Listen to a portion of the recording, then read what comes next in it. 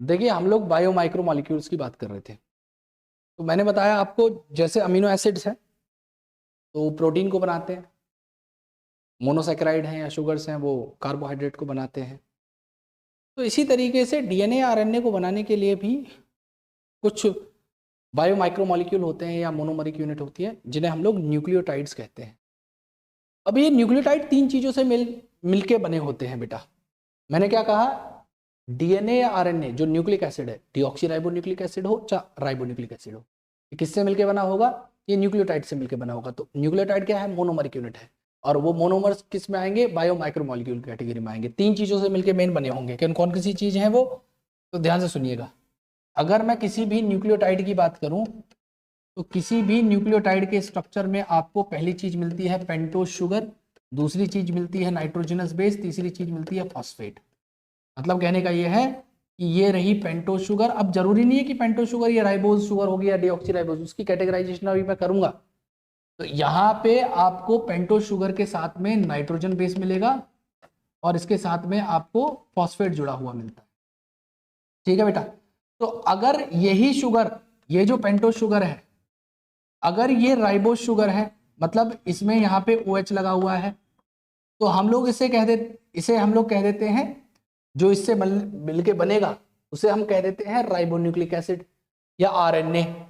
ठीक है। और यहीं पे अगर आपको यही शुगर डीऑक्सीराइबोज मिल जाए, मतलब उसमें से ऑक्सीजन निकल जाता हो और यहाँ पे नाइट्रोजन बेस जुड़ जाए, यहाँ पे फॉस्फेट जुड़ जाए, तो इससे मिलके जो बनेगा, ठीक है, ये डीऑक्सीराइबोज शुगर है, तो डीऑक्सीराइबोज शुगर से मिलके बनता है डीएनए। तो यहाँ पे हम लोग क्या करेंगे, हम एक एक करके बात करेंगे कि नाइट्रोजन बेसिस क्या होते हैं, उनको कैसे कैटेगराइज किया गया है ना, और किस तरीके से न्यूक्लियोटाइड होते हैं और वो न्यूक्लियोसाइड से कैसे अलग होंगे। तो यहाँ पे शुरुआत करते हैं हम लोग। मैंने बताया आपको तीन मेन चीजें हैं। पेंटोज शुगर है, अब वो पेंटोज शुगर या तो राइबोज शुगर हो सकती है अगर आरएनए में है तो राइबोज शुगर, और अगर वही पेंटोज शुगर जो है डीऑक्सीराइबोज शुगर है तो वो डीएनए के अंदर प्रेजेंट होगी। और इसी पेंटोज शुगर के साथ में आपको नाइट्रोजन बेस देखने के लिए मिलेगा और इसी नाइट्रोजन बेस के साथ में आपको फॉस्फेट देखने के लिए मिलता है। तो हम क्या करते हैं, नाइट्रोजन बेसिस से शुरू कर लेते हैं कि नाइट्रोजन बेसिस क्या होते हैं। तो नाइट्रोजन बेसिस को हम लोग दो कैटेगरी में बांट लेते हैं। पहली होती है बेटा प्यूरिन। अच्छा, इनके अगर मैं इंट्रोडक्शन की बात करूं तो ये क्या है, नाइट्रोजन कंटेनिंग साइक्लिक कंपाउंड है जो न्यूक्लिक एसिड में मिलते हैं। Nitrogen containing cyclic ring structure इनका होना चाहिए। तो ये दो तरीके से होते हैं। एक होते हैं बेटा प्यूरिन्स जो कि 9 मेंबर्ड रिंग है, एक होते हैं प्यूरिन जो कि 9 मेंबर्ड रिंग होते हैं। ठीक है जी, जिसमें एक कंप्लीट और एक इनकम्प्लीट रिंग जुड़ी होती हो। और दूसरे होते हैं जिन्हें कहा जाता है पायरिमिडीन्स, जिन्हें कहा जाता है पायरिमिडीन। पायरिमिडीन होते हैं जिनके पास में 6 मेंबर्ड रिंग होती है। ठीक है, एक कंप्लीट रिंग इनके पास में प्रेजेंट होगी जो कि 6 मेंबर्ड रिंग होते हैं। प्यूरिन्स के अंदर आ जाते हैं हमारे एडेनिन, एडेनिन और ग्वेनिन, एडेनिन और ग्वेनिन। अगर आपको याद रखना हो कि अगर आपसे पूछा जाए इनके अंदर नाइट्रोजन किस किस पोजीशन पे होता है, तो आप याद रखना बेटा, अगर जैसे ये 1 2 3 4 5 6 7 8 9 ये नॉन मेंबर्ड है, ये 1 2 3 4 5 6 मेंबर्ड है। तो आपको प्यूरिन्स में फर्स्ट पोजीशन पे, थर्ड पोजीशन पे, 7th पोजीशन पे और 9th पोजीशन पे नाइट्रोजन मिलता है। और पायरिमिडीन्स में आपको फर्स्ट और थर्ड पोजीशन पे मिलता है। मैंने क्या बताया, प्यूरिन में आपको नाइट्रोजन कौन कौन सी पोजीशन पे मिलेगा, 1 3 7 9। और आपको पायरिमिडीन में कौन कौन सी पोजीशन पे मिलेगा बेटा, तो फर्स्ट और थर्ड पोजीशन पे आपको नाइट्रोजन मिलता है। पायरिमिडीन में कौन कौन से एग्जाम्पल आते हैं, तो पायरिमिडीन के अंदर एग्जाम्पल है बेटा थाइमीन जो कि केवल डीएनए में प्रेजेंट होगा, दूसरा है साइटोसिन जो डीएनए आरएनए दोनों में होता है, और तीसरा है यूरेसिल जो केवल आपको आरएनए में देखने के लिए मिलता है, जो केवल आपको आरएनए में मिलता है। मतलब कहने का ये है कि डीएनए में आपको 4 नाइट्रोजनस बेस मिलते हैं, एडेनिन, ग्वानिन, थाइमीन, साइटोसिन। लेकिन आरएनए में वहीं पे आपको एडेनिन, ग्वानिन, थाइमीन की जगह यूरेसिल और साइटोसिन, ये इनके नाइट्रोजनस बेसिस में डिफरेंस होते हैं। तो पहली कैटेगरी मैंने बांटी प्यूरिन की, दूसरी मैंने कहा है पायरिमिडीन की। तो प्यूरिन्स है हमारे कौन से, जैसे एडेनिन, ग्वानिन, और पायरिमिडीन है साइटोसिन, थाइमीन और यूरेसिल। जो हमारे प्यूरिन्स होते हैं उसमें एडेनिन का स्ट्रक्चर आप देख पा रहे हो, पहली, तीसरी, 7वीं और 9वीं पोजीशन पे आपको नाइट्रोजन मिल रहा है, और यूरेसिल जो कि पायरिमिडीन है उसमें पहली और तीसरी पोजीशन पे, फर्स्ट एंड थर्ड पोजीशन पे आपको नाइट्रोजन मिलता है, और पायरिमिडीन में भी यूरेसिल का एग्जांपल इन्होंने दिया हुआ है। अब बात यह है कि हमारे न्यूक्लियोसाइड कैसे बनते हैं। तो मैंने आपको बताया क्या, मैंने आपको बताया कि अगर आप न्यूक्लियोटाइड की बात करते हैं तो इसमें 3 कंपोनेंट जुड़े हुए हैं, पेंटोज शुगर या राइबोज शुगर जिसे कह सकते हो आप, नाइट्रोजन बेस, और तीसरा होता है फॉस्फेट।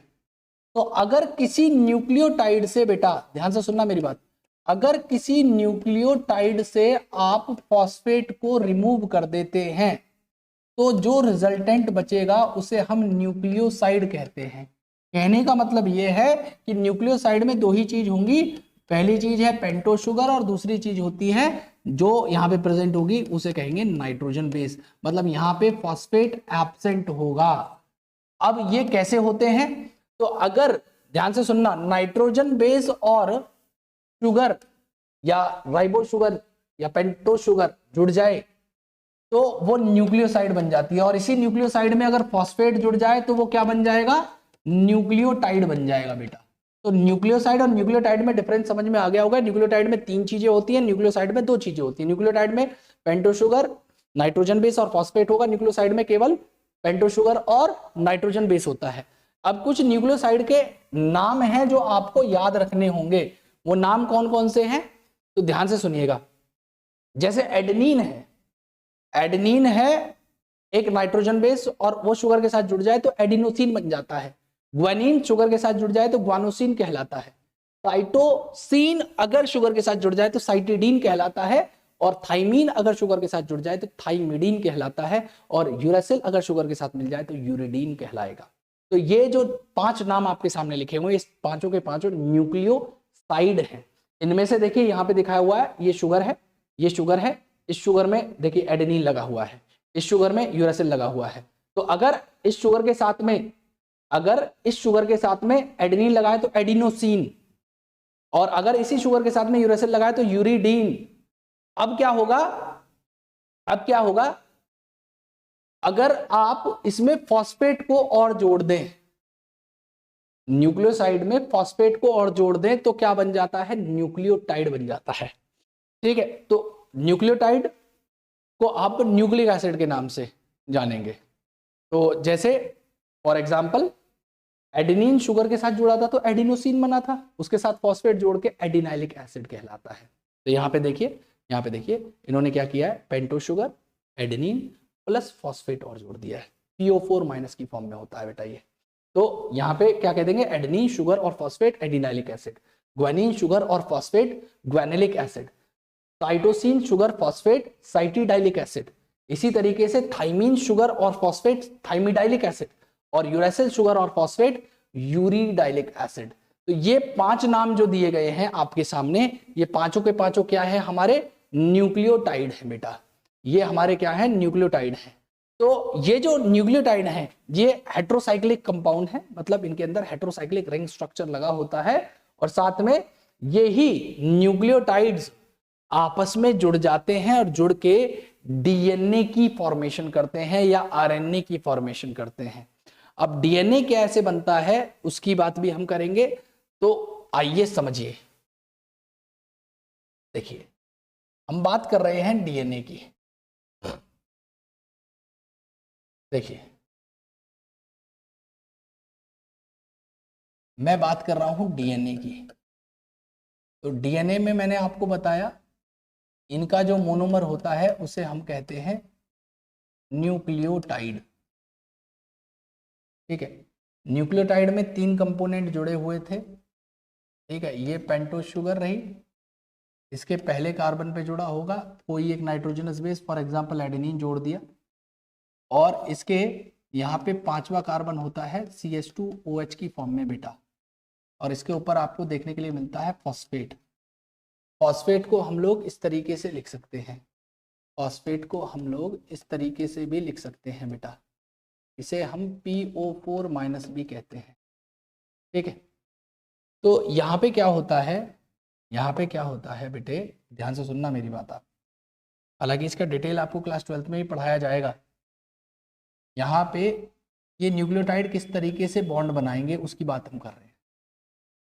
तो यहाँ पे क्या होता है, जो इस 5वें कार्बन के ऊपर फॉस्फेट जुड़ा हुआ था, उसी फॉस्फेट को आप अगर देख पा रहे हो, तो उसी फॉस्फेट को मैं जोड़ दे रहा हूं किसके साथ में, इस तीसरे कार्बन पे पहले न्यूक्लियोटाइड के। ठीक है जी बेटा, इस पहले न्यूक्लियोटाइड के पहले कार्बन के साथ में जोड़ दे रहा हूं, और ये तीसरे और 5वें कार्बन के बीच में जो बॉन्ड बन जाता है, इसी बॉन्ड को मैं कहता हूं फॉस्फो डाईस्टर बॉन्ड।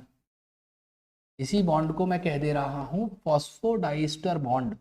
और आप इसके पीछे इसी तरीके से तीसरे और 5वें कार्बन के बीच में बॉन्ड बनवाते चले जाएं, third to fifth, third to fifth, third to fifth, तो इस बॉन्ड को हम फॉस्फोडाइस्टर बॉन्ड कह देते हैं। ठीक है, अब जब भी हम लोग डीएनए को लिखते हैं तो पोलैरिटी लिखते हैं। देखिए इसका 5th कार्बन बिल्कुल एंड पे है, तो इसे 5 प्राइम एंड कह देते हैं। और आप देखिए इसके नीचे कितनी भी बड़ी चेन लगा लीजिए, उसका हमेशा 3rd कार्बन आपको एंड पे मिलेगा और फ्री मिलेगा, तो उसे 3 प्राइम एंड कह देते हैं, उसे 3 प्राइम एंड कह देते हैं। लेकिन डीएनए क्या है, डीएनए एक डबल स्ट्रैंडेड स्ट्रक्चर है।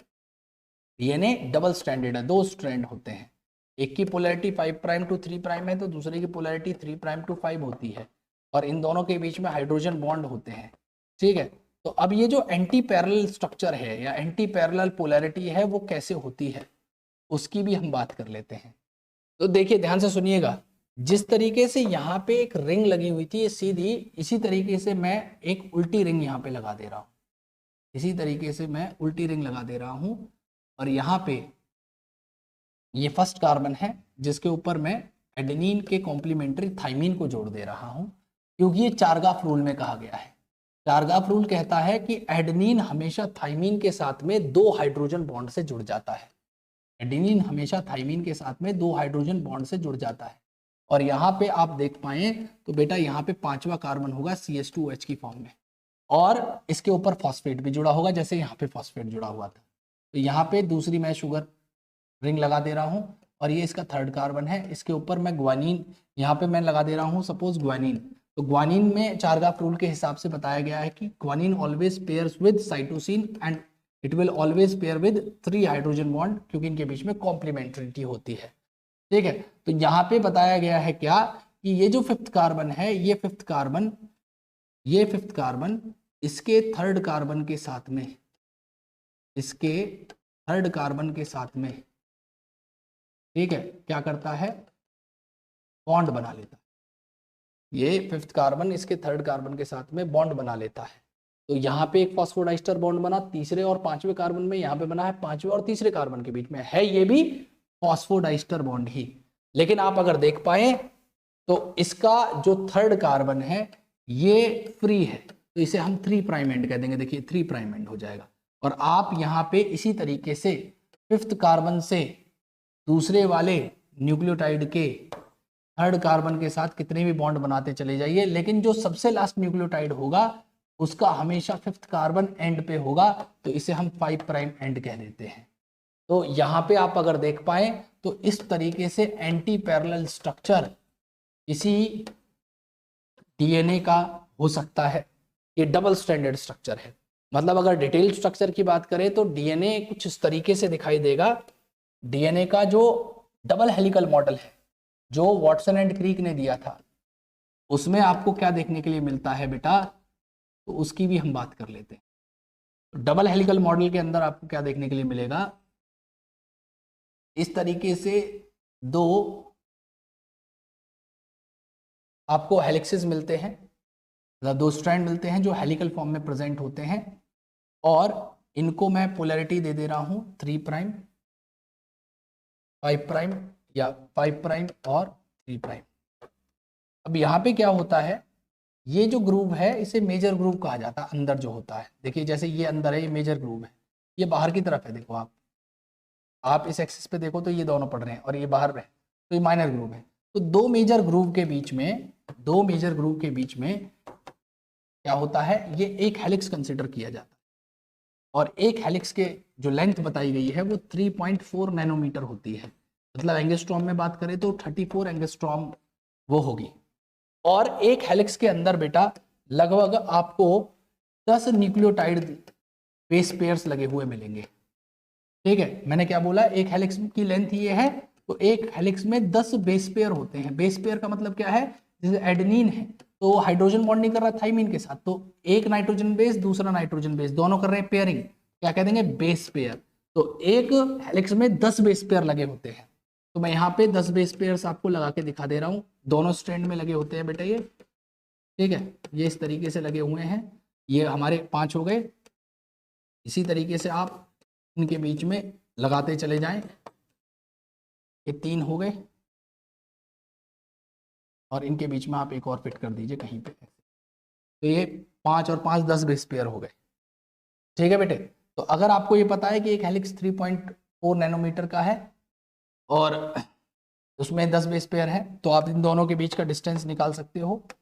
दो न्यूक्लियोटाइड बेस पेयर के बीच का डिस्टेंस कितना हो जाएगा, 0.34 नैनोमीटर, और एंगस्ट्रॉम में बात करें तो 3.4 एंगस्ट्रॉम इन दोनों के बीच में डिफरेंस हो जाता है। और इस तरीके से डीएनए का डबल हेलिकल मॉडल होता है। इस मॉडल को बेटा किसने दिया था, जेम्स वाटसन ने, और साथ में इनके कौन कलीग थे, जिनका नाम था